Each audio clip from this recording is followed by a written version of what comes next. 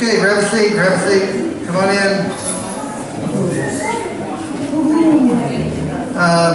Sorry a little bit about the heat. If you were here last week when we had 100 people, we had people fanning. But anyway, the air conditioning works perfect. I had this room at 64 this week. The thermometer is sitting back there. And it's just, the music is hot, that's all I can tell you. Yeah. Music's always hot. Music's always good here. Okay, let's grab a seat. Hold the noise. Hey, can you close that door back there? Can you close that door back there? Anyway, thanks again for coming. Before I introduce Barrett, I'll tell you a couple quick stories. Again, we have these incredible events coming up. We also have a huge Canadian following. And in October of every year, we do an all-Canadian songwriters event. Cool. As strange as that sounds, my wife and I, I worked in Canada for 4 years. 2012, I kind of retired and opened up a publishing company and a software consulting business. And but this Canadian following that we have, we turned it into a benefit. So every October we do this Canadian benefit for songwriters. It's kind of like a Tin Pan South, but it's really called Tin Pan North when they do it in Toronto. And we've been supporting them for 8 years. And 2 years ago we had 35 Canadian songwriters come and play at our house on one night. Wow. And a lot of them drove from Canada just down to be at our event. And we continue to do that every October. So that's another kind of a odd event that we do. We moved here in 2002 and we didn't know a lot about songwriting. My wife's sister was following songwriters, and so we latched on to her, and then we latched on to songwriters. And unfortunately, my wife's sister died just about the time we moved here. So we kind of picked up what she was doing and kind of ran with it. But and a lot of times we do benefits in her honor. So thanks to Libby, but that's Wanda's sister. Anyway. So we had this huge Canadian event in October. I did a radio show in Canada for 2 years every Wednesday. It's called the Nashville Connection. And it was kind of a fun event to do. We recorded it, played it during drive hour every Wednesday. And I would be on one week talking about what was going on in Nashville music-wise, what I knew, my limited knowledge, but and what our house concerts were doing. And on the alternate week, we featured songwriters. It was a classic radio station. So we had the old guys, the Dickie Lees, and people who really had written. T.G. Shepherd, he was on. A little quick story about T.G. He did 2 shows for us because Elvis gave him a tour bus to continue his career. So that's pretty cool. We were in Graceland last week thinking about that. But anyway, so we've been involved with music and supporting songwriters for a long time.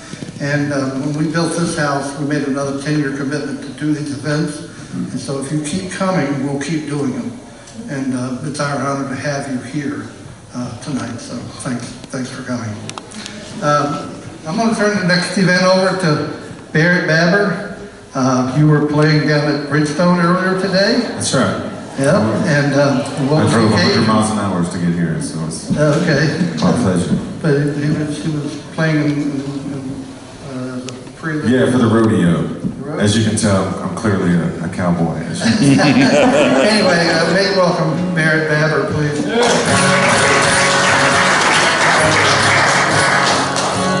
Thanks, y'all. I appreciate y'all. I can't tell you how good it is to be back in Tennessee, even as an Arkansas boy. It's good to be home. It's good to be back in Tennessee because I spent the last 16 hours trapped in an airport in New York City, and then I ended up in Atlanta at 3 in the morning, and then I rented a car and I drove here and slept for a couple hours, played with my kids, played a show, and now I'm playing for you, so I'm glad to be here. You know the feeling that you get. I don't know if you guys got this feeling that night before you get ready to go off to college or go off to work or go off to war from high school.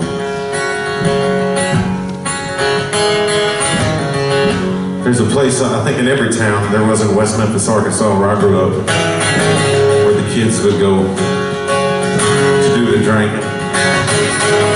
Especially the night before everybody left town. So that's why I wrote this song. It's called Train Track. Moonlight shining, high school feeling, in the kind of town. They write songs about leaving. Last night of summer, before they never look back, they gonna party at the train tracks. Yeah, every town got one, the place where they go, where the kids do their drinking, and the police don't know. Country music playing on an old stereo, where they do it at the train track. Now past the levee in the old cowboy, a state of Chevys and beat up cars, learning about life and who they are. Well, tomorrow they're leaving and they're never coming back. Tonight they're gonna party at the train track.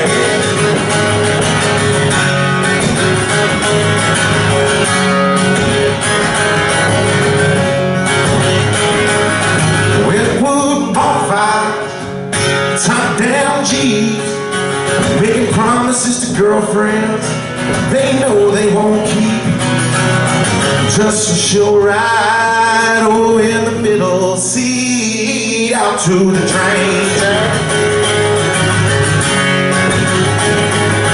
Football stories about Friday night lights, when the boys from the next town stop by for a fight.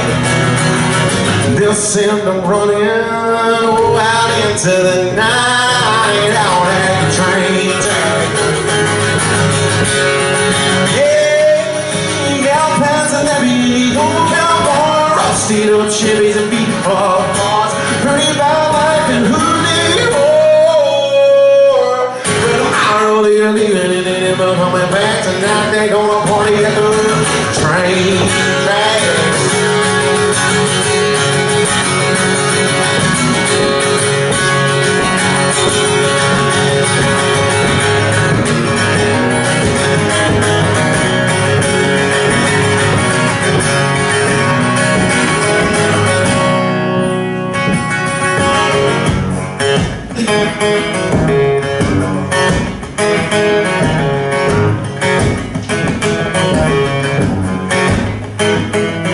Just like the freight train, you know time don't stop. They're gonna spend the next 10 years trying to make it to the top, just so they can daydream about going back to a party at the train track. Yeah, down past the levee, old cowboy, rusted up Chevys and beat up cars, learning about life and who they are. But tomorrow they're leaving and they never coming back. Tonight they're gonna party at the train track. Tonight they're gonna party at the train track. Tonight they're gonna party at the